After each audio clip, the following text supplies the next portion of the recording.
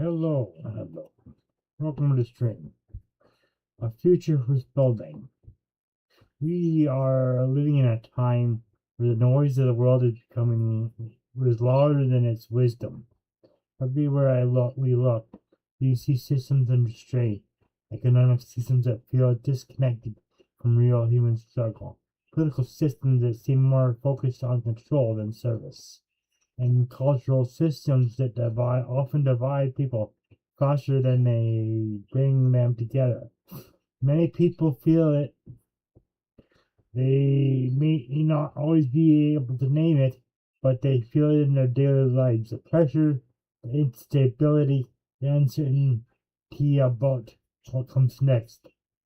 And in the moments like this, people tend to fall into two traps. Some fall into despair, believing nothing can change. Others fall into anger, believing only the solution is to reject everything and everyone. But there is a third path, and the path is building. Not destroying for the sake of destruction, not escaping reality, but actively constructing something better, step by step, system by system, choice by choice. I believe there is still hope. The naive hope. Not naive hope, not blind optimism, but a grounded hope. The kind that connects understanding that systems are created by people, that therefore can be changed by people. If something was built, it can be rebuilt. If something is failing, it can be redesigned. If something is unjust, it can be corrected. One of the core issues faced today is how disconnected money has become from real value.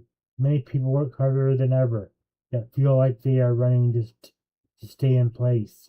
That has become a permanent state for many families. The cost of living continues to rise in ways that feel increasingly unstable. This is where the idea of ethical economics matters. When I talk about resisting harmful financial systems, I'm talking about rejecting exploitation. Systems that trap people in cycles of debt that can never realistically escape. There is nothing normal or necessary about financial systems that rely on perpetually pressure to survive. We should be building systems that reward productivity, honesty, contribution, not systems that can extract value from people simply for the existing within them. Sound money matters in this conversation, not a slogan but a principle. A stable, transparent, trustworthy economic foundation allows people to plan their lives, build businesses, and support families without constant uncertainty. When money becomes unstable or over manipulated, society itself becomes unstable. But economies alone is not the full picture. Economics alone is not the full picture. We are also living in a time where conflicts between nations, groups, and ideologies are still treated too casually. War, whether direct or indirect, remains one of the most destructive forces of human history. And yet again and again we see it repeated, justified, and normalized. There is no future worth building that depends on the destruction of human life. We cannot claim to be advancing as a species while constantly turning on our most advanced tools towards harming ourselves. If technology is the expression of human intelligence, then war is a failure of human wisdom. Rejecting war is not weakness, it is maturity. And the recognition that survival is no longer the main challenge, coexistence is. And coexistence requires systems that reduce friction, reduce desperation, increase opportunity. When people are stable, when communities are supported, when individuals have access to education, work, and dignity, the likelihood of conflict decreases dramatically. That is not a theory, that is a pattern recognition. So the question becomes, what do we actually build instead? We build local strength, not isolation, but resilience. Communities that support themselves while still participating in a wider world.